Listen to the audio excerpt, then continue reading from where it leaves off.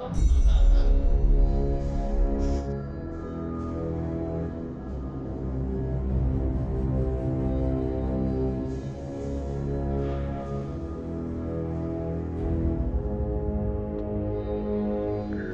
আলাইকুম রহমতুল্লাহ। আশা করি সকলে ভালো আছেন।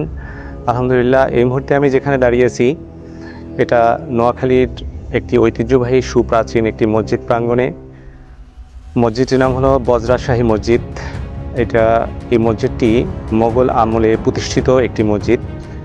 মসজিদটি বাংলাদেশ ও ভারত সহকারে এটি একটি মোগল সাম্রাজ্যের একটি ঐতিহ্যবাহী নিদর্শন হিসাবে এখনও দাঁড়িয়ে আছে। তো আমরা আজকে এই মসজিদের খুঁটিনাটি বিষয় সম্পর্কে জানবো, এটার স্থাপত্য কৌশল সম্পর্কে আমরা দেখব এবং আপনাদেরকে জানানোর চেষ্টা করব যে মসজিদের সৌন্দর্য এবং মসজিদের প্রকৃত যে ইতিহাস এটা তুলে ধরার চেষ্টা করব। আপনারা দেখুন, বর্তমানে আমরা মসজিদের ঠিক আঙ্গিনায় দাঁড়িয়ে আছি। মসজিদটি সুপ্রাচীন এবং এটি একতলা বিশিষ্ট একটি মসজিদ এবং 3 গম্বুজ বিশিষ্ট। একটি বৃহৎ গম্বুজ আছে, আর এছাড়াও তার দুপাশে দুটো গম্বুজ আছে। মসজিদের দেয়ালগুলো পরবর্তীতে মেরামত করা হয়েছে, বিভিন্ন সময়ে মেরামত করা হয়েছে। তারপরে মসজিদটি তার স্বমহিমায় এখনও দাঁড়িয়ে আছে। মসজিদটি বর্তমানে প্রত্নতত্ত্ব বিভাগের আওতাধীন আছে এবং মসজিদটির যে মানুষের একটি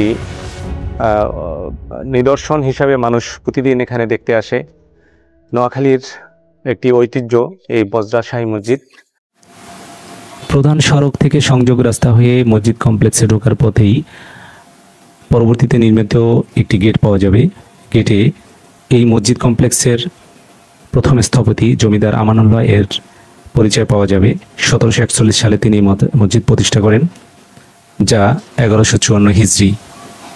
আধুনিকায়নের সময় নির্মিত বাহিরের সীমানা প্রাচীরের গায়ে বিভিন্ন হাদিস এবং কোরআনের উদ্ধৃতি দিয়ে লেখা রয়েছে, যেগুলো মানুষকে সচেতনতা এবং নৈতিক মূল্যবোধ জাগায়। মসজিদের সীমানা প্রাচীরের বাহিরে দেখা যাচ্ছে একটি দিঘি, যে দিঘিটা মসজিদের কমপ্লেক্সের অন্তর্ভুক্ত।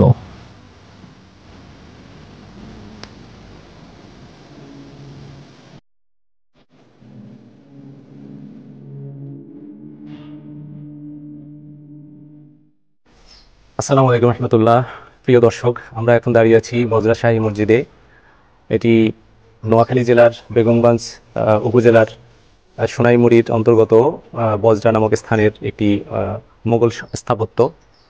এটি ভারত এবং বাংলাদেশের একটি ঐতিহ্যবাহী স্থাপনা হিসাবে নিদর্শিত হয়ে আসছে। এটা প্রত্নতত্ত্ব বিভাগের অন্তর্ভুক্ত।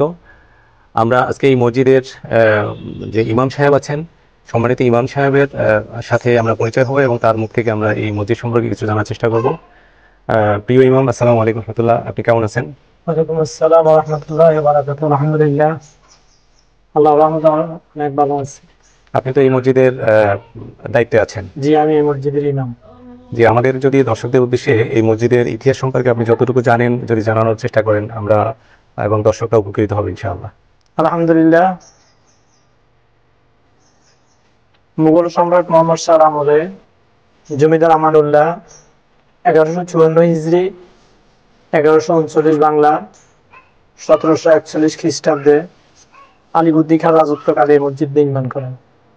এই মসজিদ নির্মাণের যে ইতিহাস, সেটা হচ্ছে মুঘল সম্রাট মোহাম্মদ শাহ রাজ্য পরিদর্শনের জন্য ওনার ঊর্ধ্বতম 2 কর্মকর্তাকে জমিদার আমানুল্লাহ এবং ওনার ভাই সানাউল্লাহকে রাজ্য পরিদর্শনের জন্য পাঠান এবং পাঠাগার পূর্বে নির্দেশ দিয়েছিলেন যেখানে গিয়ে তোমাদের খাদ্য পানীয় শেষ হবে সেখানে তোমরা দিল্লি শাহী মসজিদের আদলে একটি মসজিদ নির্মাণ করবে। নিয়ম মতে বা কালের প্রবর্তনে একসময় ওনাদের খাদ্য পানীয় শেষ হয়ে যায়। ওনারা বুলবুলি নামে একটা নদী ছিল, এই নদী দিয়ে ওনারা এখানে আসেন এবং খাদ্য যখন শেষ হয়ে যায় ওনারা তখন ওনাদের বজ্র নঙ্গর করেন এবং বজ্র নঙ্গর করার পরে এখানে ওনারা বসতি স্থাপন করেন। এবং আমরা সম্মুখে যে 16 একর 56% যে একটা দিঘি দেখতেছি, এই দিঘি খনন করে মাটি ভরাট করে এই জায়গাটাকে উঁচু ভূমিতে পরিণত করেছেন। এখানে আরেকটা জিনিস উল্লেখযোগ্য যে সেটা হচ্ছে ওনারা যে বজরা করে এসেছিলেন, এই বজরার নাম অনুপাতে পরবর্তীতে এটার নাম বজরায় রূপান্তরিত করা হয়। মসজিদ নির্মাণ করার পরে ওনারা দিল্লি অথবা মক্কা থেকে একজন ইমাম নিযুক্ত করেন, তার নাম ছিল শাহ সুফি আবু সিদ্দিকী। উনি এই মসজিদে এক নাগাড়ে 55 বছর ইমামতি করেন। ওনার ইন্তেকালের পরে ওনার ছেলে ইসমাইল সিদ্দিকী এই মসজিদের দ্বিতীয় ইমাম হিসেবে নিযুক্তি পান। উনি এই মসজিদে 51 বছর ইমামতি করেন। ওনার ইন্তেকালের পরে ওনার ছেলে মির্জা মোহাম্মদ আবুল খাই সিদ্দিকীকে এই মসজিদের তৃতীয় ইমাম হিসেবে নিযুক্তি দেন। তৃতীয় ইমাম মির্জা মোহাম্মদ আবুল খাই সিদ্দিকী এই মসজিদে 43 বছর ইমামতি করেন। ওনার ইন্তেকালের পরে ওনার ছেলে আলী করিম সিদ্দিকীকে এই মসজিদের চতুর্থ ইমাম হিসেবে নিযুক্তি দেন। এখানে উল্লেখ থাকে যে প্রথম ইমাম থেকে তৃতীয় ইমাম পর্যন্ত মসজিদ সংলগ্ন এখানে ইমাম বাড়িতে ছিলেন। চতুর্থ ইমাম তালুকদার আলী করিম সিদ্দিকীকে জমিদারগণ তালুকদারি দিয়ে বর্তমান বেয়ঙ্গঞ্জ উপজেলার 9 নম্বর মিরওয়ারশপুর ইউনিয়নে ওনাকে বসতি স্থাপন করেন। সেখান থেকে অদ্যাবধি পর্যন্ত আমরা এখান থেকে এসেছি। চতুর্থ ইমাম তালুকদার আলী করিম সিদ্দিকী এই মসজিদের 37 বছর ইমামতি করেন। ওনার ইন্তেকালের পরে ওনার ছেলে গোলাম মাওলা সিদ্দিকীকে এই মসজিদের পঞ্চম ইমাম হিসেবে নিযুক্তি দেন। পঞ্চম ইমাম গোলাম মাওলা সিদ্দিকী এই মসজিদে 45 বছর ইমামতি করেন। ওনার ইন্তেকালের পরে ওনার ছেলে আব্দুল্লাহ সিদ্দিকী এই মসজিদের ষষ্ঠ ইমাম হিসেবে নিযুক্তি পান। ষষ্ঠ ইমাম গোলাম মাওলা সিদ্দিকী এই মসজিদে 23 বছর ইমামতিরত অবস্থায় ইন্তেকাল করেন। ওনার ইন্তেকালের পরে আমি ওনার ছেলে মোহাম্মদ ইমাম হাসান সিদ্দিকী 7/12/1995 থেকে অদ্যাবধি পর্যন্ত বজরা শাহী মসজিদে ইমামের দায়িত্ব পালন করে আসতেছি। তো আমরা যে এই চতুর্থ ইমাম আলী করিম সিদ্দিকীকে মিরওয়ারশপুর স্থানান্তরিত করা হয়েছে, আমরা সেখান থেকে আসতেছি এবং ওই বাড়িটা বর্তমান 9 নম্বর মিরওয়ারশপুর ইউনিয়নের 3 নম্বর ওয়ার্ডে আলী করিম মিয়া বাড়ি নামে পরিচিত। আমরা সেখান থেকে এই গত 3 ইমাম বিদায় নিয়ে গেলেন, আমি 4 নম্বর ইমাম ওইখান থেকে আসা যাওয়া করতেছি। তো আলহামদুলিল্লাহ এই মসজিদের মোতাওয়াল্লিগণ বংশানুক্রমিকভাবে এই মসজিদের মোতাওয়াল্লি ছিলেন। প্রথমে জমিদার আমানুল্লাহ এই মসজিদের প্রথম মোতাওয়াল্লি ছিলেন। দ্বিতীয়তে এই মসজিদের মোতাওয়াল্লি ছিলেন আপনার ওনার ভাই সানাউল্লাহ। এর পরবর্তীতে ওনার ফুফু খায়রুন্নেসা। এভাবে ওনারা সর্বশেষ শাহাবুদ্দিন সাহেব এই মসজিদের শেষ মোতাওয়াল্লি ছিলেন। মোতাওয়াল্লি কথা উচ্ছেদের পরে এলাকার গণ্যমান্য ব্যক্তিবর্গ এই মসজিদ পরিচালনা করে আসতেছেন এবং বর্তমানে মসজিদটা ওয়াকফ ট্রাস্টের আওতাভুক্ত হওয়ার কারণে উপজেলা নির্বাহী কর্মকর্তাকে সভাপতি করে 1995 সনে মসজিদের একটি কমিটি গঠন করা হয়।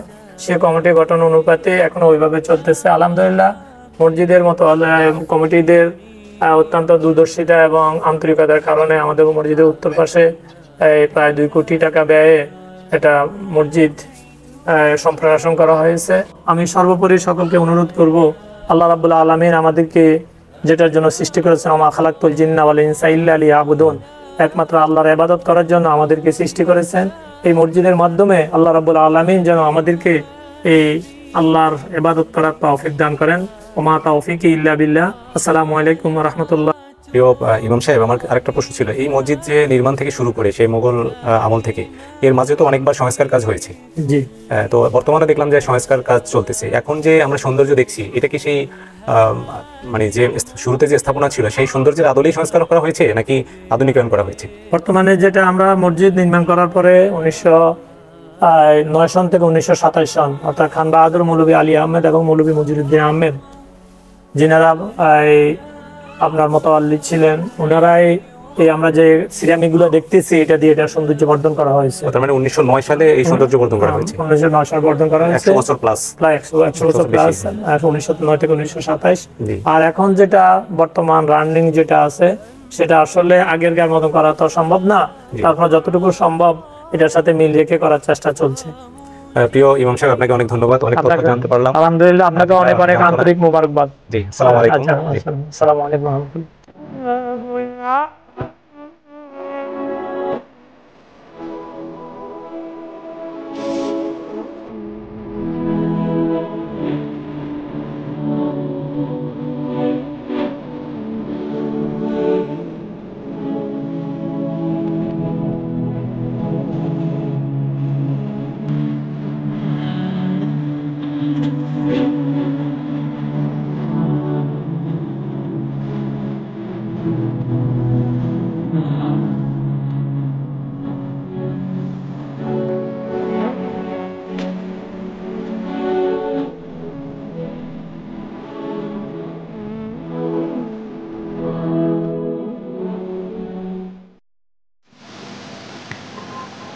আজ থেকে 242 বছর পূর্বের কৃতি কাজ এখনো স্বমহিমায় দণ্ডায়মান।